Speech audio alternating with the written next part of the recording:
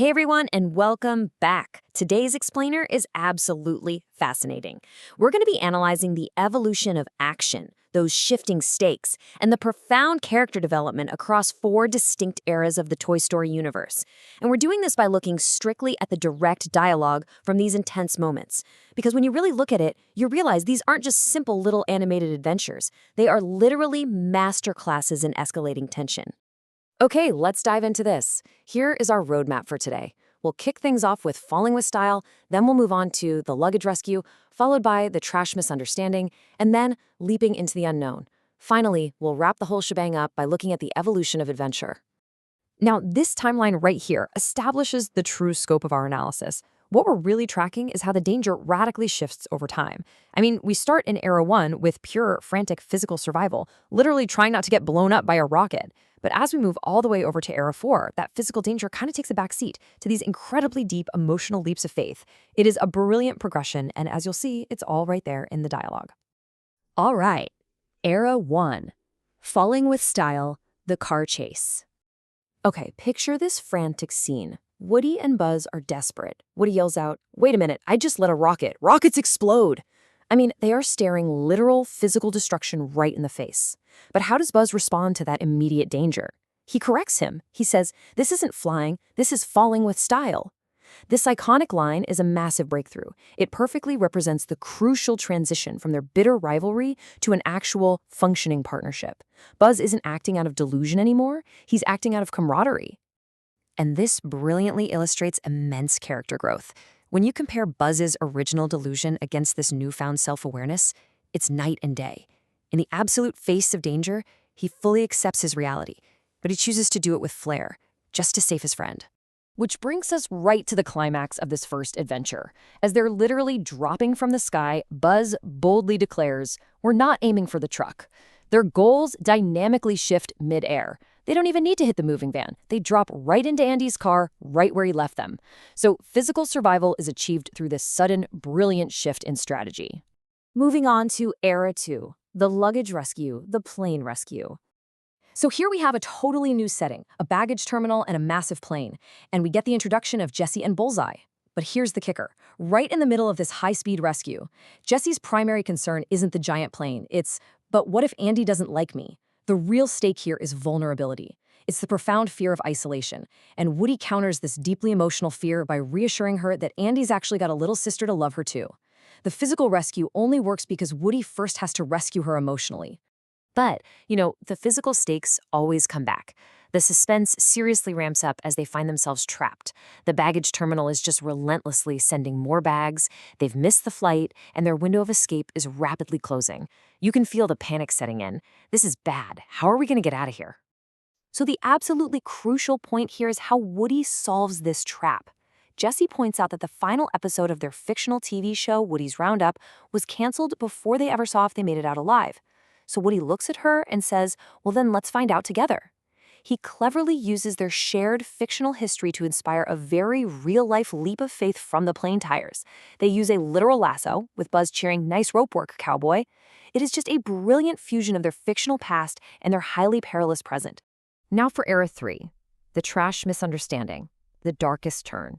This is where the story takes a frantic, incredibly dark turn. The toys are now facing actual obsolescence and mortality. Woody is listening to the others completely misunderstand the situation, and he's just pleading, "That's not trash. Think, Woody, think." That repetition perfectly captures his spiraling anxiety. He realizes Andy's intention was completely misread by the others, and he is frantically scrambling to save them from a terrible, terrible fate. And Woody's frantic thought process here is just a hilarious map of panic. Step 1, think. Step 2, call Buster the dog. Step 3, command him to get to the curb. And Step 4, completely fail to ride the dog. He's literally yelling, "Come here, boy, to the curb. No, Buster, no, get up, Buster." It just goes to show even the absolute best-laid rescue plans can completely fall apart when your getaway vehicle decides it's time to take a nap. And the tension just keeps escalating. Woody can hear the garbage truck getting closer and closer. Out of nowhere, they are narrowly avoiding a skunk on the road. But then, the tone radically shifts.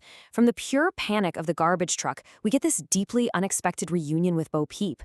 Woody is just stunned. He says, "I never thought I'd see you again." And as Woody realizes Bo's status, he says, "Wait, you're a lost toy. That's awfully great." There is some incredible irony here, right? Because in the earlier eras, being a lost toy was the ultimate tragedy. It was the worst possible thing that could happen. Now it's described as awfully great. It's liberating. The narrative has completely flipped its own core rules upside down. Which brings us to Era 4. Leaping into the unknown, the 40-foot leap.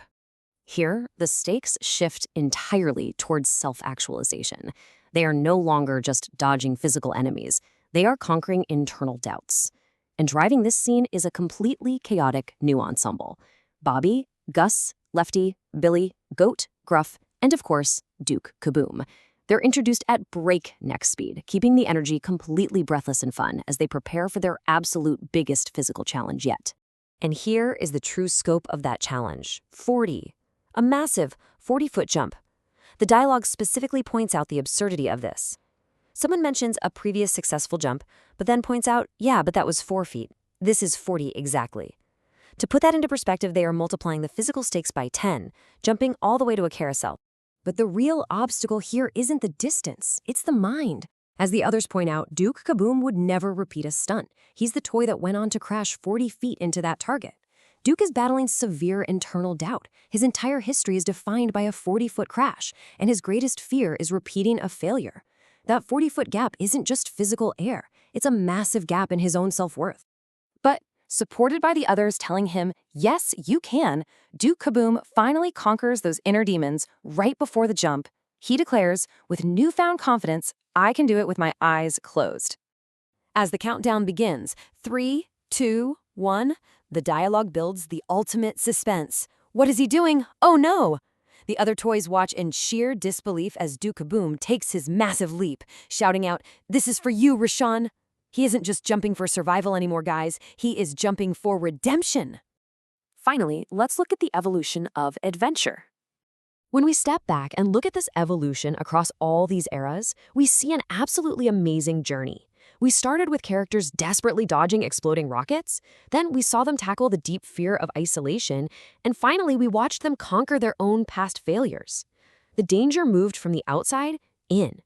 Just like Duke Kaboom staring down a 40-foot gap, or Jesse jumping from a plane tire, the physical action in these stories is really just a mirror for emotional bravery. So I leave you with this to think about. What leap of faith are you avoiding? What's your 40-foot jump? Thank you so much for joining me on this explainer today. Keep learning, keep analyzing, and I'll catch you next time.